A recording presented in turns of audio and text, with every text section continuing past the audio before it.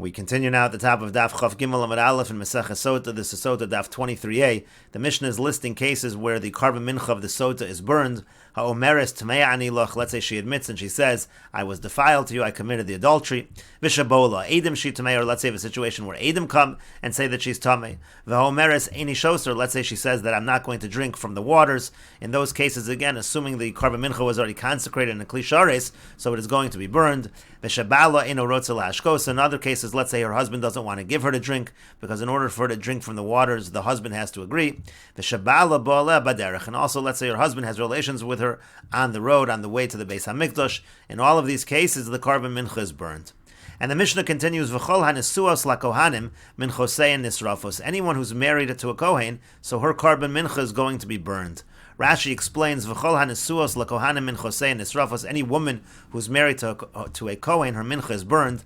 V'afilu karav hakometz kilchasu, even if the kometz was brought properly, v'lo nitmu, and there was no tameh, and there was no tumah rather, nisrafin shirayim bebeis hadeshin, but still the remainder ends up getting burned by the area of the ashes, kidim mefarish begemara, as will be explained in the Gemara.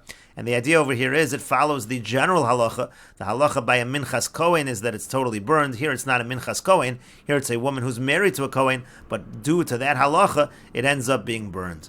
And the Gemara and the Mishnah rather continues, Bas Yisrael shenisis lekohen. If you have a Bas Yisrael who's married to a kohen, basically the same case as above, minchas and nisrefes. So then her mincha is burned.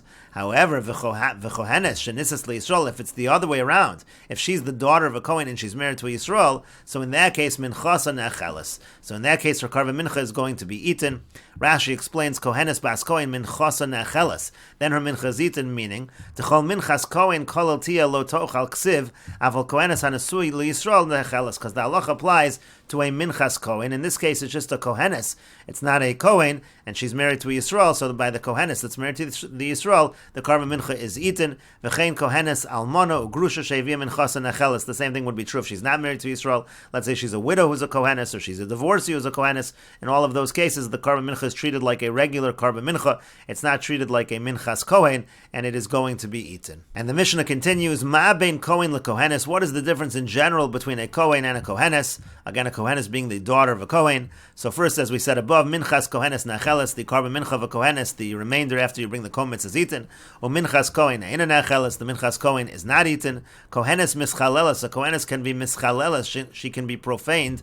Rashi explains, kohenes mischaleles min ha-truma. It's talking about over here, she has the status of a chalola, she can't have truma. Umin ha-kahuna, and she's profaned from the entire kahuna in general. Im nival al-apostle, if she has relations with someone who she's disqualified to have relations with, so then she's mischaleles forever. The kohen ain't mischal. That's not true by a kohen. A kohen, even if he has relations with someone that's disqualified, he's not mischalel forever. Rashi says, the kohen ain't mischal im nasa grusha zona v'chalola. Let's say he marries a grusha zona v'chalola. Those are prohibited relationships, but again, he's not going to be considered a chalal forever due to those relationships. V'tam dekula masisim mefarish b'gemara. The reason for the entire Mishnah will be explained in the Gemara. And furthermore, more distinctions between a kohenes and a kohen. Kohenes mitama l'mesim ve'in kohen mitama l'mesim. A kohenes, she's allowed to become tamei meis. The halacha that a kohen cannot become tamei meis only applies to males.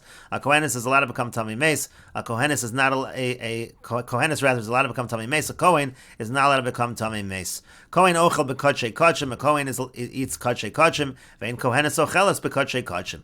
And a kohenes is not allowed to eat kotshei kachim. Rashi says bekotshei kachim refers to chatos v'asham u'mincha. That refers specifically to carbon chatos, to carbon asham, and to carbon mincha. Bekulam ksiv kol zachar b'kohanim yochlenu. The halacha is the male kohanim are allowed to eat kotshei kachim, but the female kohanim are not allowed to eat kotshei kachim.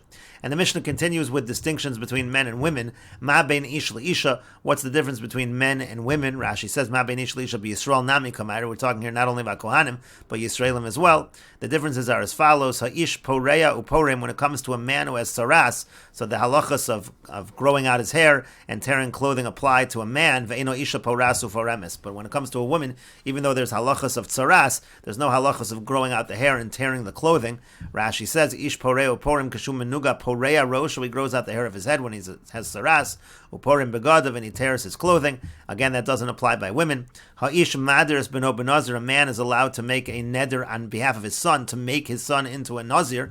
Ve'eno isha maderes beno benazir. But a woman is not able to make her son into a nazir. And Rashi says on that, Ho'ish Madras Beno Katan, we're talking about a son who's a minor, Benazir to make him a Nazir, V'chol HaNazir's Olav, Afila L'chashiyigdal. Rashi says the Nazirus is even Chal, even when he is older, he's going to be a Nazir. That applies again only to a father and not to a mother. Ha'ish megalech al nazirus aviv, a man shaves on the nazirus of his father. Rashi says megalech al nazirus aviv, im nadar aviv ben nazirus, if his father was a nazir, v'hifrish karbonosav, and the father separated the karbonos for his nazirus, v'meis, and then he died, v'haya ben no nazir, and his son was also a nazir, so haben megalech b'yom malo, so the son, when he completes his term, he can shave, maybe karbonos, shevrish aviv, he's allowed to bring the karbonos that were already separated by his father, he can use those karbonos. That's true by a man, v'eino isha, megalechas al nazir savia, but a woman is not able to shave on the nazirus of her father. Ha'ish mekadesh espito, a father is able to be mekadesh his daughter, he can give his daughter over to kiddushin. Ve'ein ha'isha mekadesh espito, but a woman is not able to give her daughter over to kiddushin for marriage. Ha'ish mocher espito, a father is able to sell his daughter as a slave. Ve'ein ha'isha mocher espito, but a mother is not able to sell her daughter as a slave. Rashi says mekadesh espito mekabel kiddushay bito katana shalom idaita. That means that a father is able to receive, to accept the kiddushin on behalf of his daughter who's a minor, even if it's shalom idaita, even if it's without her knowledge. And mocher esbito, he can sell his daughter la'ama to be a maidservant, kishi katana, when she's a katana. Again, that is true by the father, but it's not true by the mother. And the Mishnah continues, ha'ish niskal orim, the man, when he gets stoned, if he has a punishment of skila, he gets stoned naked. Va'ino isha niskelas aruma, a woman does not get stoned naked. Ha'ish nisla, a man is hung if he is stoned. Va'ino isha nislas, and a woman is not hung if she is stoned. Ha'ish nimkar b'gnei vaso, a man, let's say he steals and he can't pay, he's not able to pay back what he stole, so he can be sold as an Eved Ivri. But a woman cannot be sold as a maidservant if she stole and she's not able to pay back. And the Gemara says, Tanu Rabbanon, the rabbis taught, Kol hanesuos lekahuna min chosei and nisrafos. This is along the same lines as our Mishnah. Anyone who's married to a Kohen, so her carbon mincha is going to be burned. Ketzad hauso, Kohenes, Levia, Yisraelis, Shanisis, Lekohen. If you have a Kohenes, Levia, or Yisraelis who's married to a Kohen, Ein minchasa necheles, so her mincha is not able to be eaten. Again, generally, you bring the kometz on the mizbeach, you burn it, and the remainder of the carbon mincha is eaten. But in this case, that cannot happen. Her mincha cannot be eaten, mipnei sheyesh lo chelik ba, because the husband is considered to have a portion in that mincha, and he's a kohen. Ve'ena ola kolol, but also it can't be entirely burned like a minchas kohen, mipnei sheyesh lo chelik ba, because she also has a portion in it. She's also considered an owner, and so what happens? Ella, rather, what happens in this case is hakometz karev ba'atzmo v'hashirayim kreven ba'atzmo. The kometz, that's brought on its own independently, and the shirayim, the remainder, is also brought on its own. It's also brought independently. And Rashi explains minchosei nisrafos achas minchas sota ve'achas minchas nadava. We're not only talking about a minchas sota, we're talking about any mincha of a situation of a woman who's married to a kohen. That would also be a mincha of donation. Because the kohen has a portion, the husband rather has a portion in it. Shumak riva mishalo, because it's being brought from his property. Uchsiv kal minchas kohen. Any minchas kohen is burned. But it can't be completely burned all at once because she has a portion in it. It's coming for her atonement. You can't bring it, you can't offer it without doing the kamitza, without taking the fistful. So therefore, what do? After the kometz is brought on the mizbeach, so then the remainder, that is also offered. But the Gemara says, how could this be? Ikri kan, but wouldn't this be a problem? We should call the following problem in this situation. Kol shumimenu liisham hareu bebal taktiru. The halach is anything where you're taking out a kometz and you're offering the kometz, so then there's a halach, you're not allowed to take the remainder and burn it on the mizbeach. Rashi over here says, Kari kan kol shemimenu ki chol soor v'chol devash lo sakrivu l'Hashem havelei lemichtav. The pasuk should have simply said kol soor v'chol devash lo sakrivu. Instead, lamalei lemichtav mimenu. Why does it say the word mimenu? That's an extra word. And we darshan the following halacha. El lemidrash enami ban pei nafshe. We darshan it on its own as follows: lo saktiru kol shemimenu ola kvar isha l'Hashem. Anytime you have something where part of it was already offered on the mizbeach, so you can't burn the remainder. This applies to all the meat of all karbanos, not only karban mincha. It applies to all karbanos except for karban ola. That would apply to the remainder of the menachos. Here also, maybe we should say it really is hers and not really her husband's. When they brought the komets properly, and these are really a true remainder of the karban mincha. And that would actually be a problem to burn the remainder on the mizbeach. That's what what it means to say. Ikri kan, we should call over here the following lav, kol shumi menu leishim, anything where part of it went as a fire on the mizbeach. Hareu bebal taktiru, it's usher, you're not allowed to burn it on the mizbeach. So how is this going to be a solution to say that you burn them independently? And the Gemara answers, Amar Yehuda Breder Rabbi Shimon ben Pazi, Yehuda Breder Rabbi Shimon ben Pazi says, the masik lehu l'shum eitzim k'Rabbi Eliezer. The solution is like Rabbi Eliezer, you burn it, but you say that it's like firewood. If it's not supposed to be on the mizbeach as a carbon, we're burning it as firewood. The Tanya, as we learned in a Brayso, Rabbi Eliezer, Rabbi Eliezer says, "L'reach nichoach ihatamali." You're not allowed to burn it for the pleasant, for being a pleasant offering in front of HaKadosh Baruch Hu. That's not allowed. But you are allowed to put it on the mizbeach as firewood. And Rashi says, "Damasik lu l'shem eitzim," the name of hachi. He says as follows, almost like a condition: Im ru'uyim hein lahaktir, if it's fit to be burned on the mizbeach, v'lo haisaruli kometz, and we shouldn't have taken off the kometz kedin minchas kohen. Meaning, it's like it follows the laws of a minchas kohen.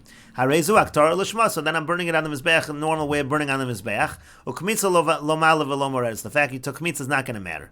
V'im ru'uya haisali kometz. Now, if the kmitza was taken off appropriately, ve'elu shiren, these are considered genuine remainders of a karban mincha. Harein kashar. So I'm treating this just like any wood, firewood on the maracha. And the Gemara said that follows the opinion of Rabbi Eliezer. Pluksayo bezvachim. This is actually machlokas in zvachim. We're following here Rabbi Eliezer. Evari chatosh and isarvu be'evari ola. You have a situation of mixed of karbonos. Rabbi Eliezer omer yitnim lamala v'roa anias besar chatos al mizbeach kiloin eitzim. So Rabbi Eliezer says the solution, we can view the besar chatos as if it is eitzim. V'chachamim tuvar tzurasan v'yasol lebeis hasreifa. The chacham say that's not a good solution. She'asr lahakter evari chatos mishum lav. D'chal shemimenu lishim. You can't take the evarim and the chatos and burn them because of this lav. It's a lav problem putting it on the mizbeach. Rabbi Eliezer Savar Basreda who krok siv korban reishis takrivu osam laHashem soru dvash bikurim atamevi min hatmorim min chas shtei halechem shu reishis min hasoor ve'el mizbeach lo yalu l'reach nichoach koinami amimenu isha laHashem. When it talks about reach nichoach, it's going on that prohibition we discussed above. Duukme v'bal taktiru ve'ashmin and dolo asar aktaraso ela kashem eskaven l'reach nichoach. Rabbi Eliezer understands from these psukim that this isser that we talked about above it only happens when the person has kavana that he's bringing it as a carbon. But if there's no kavana that it's as a carbon, so it's not going to be a problem. And the Gemara continues, Hanichol Rabbi Eliezer, so that's a good solution according to Rabbi Eliezer. Dislei Haisvar, because he holds like this.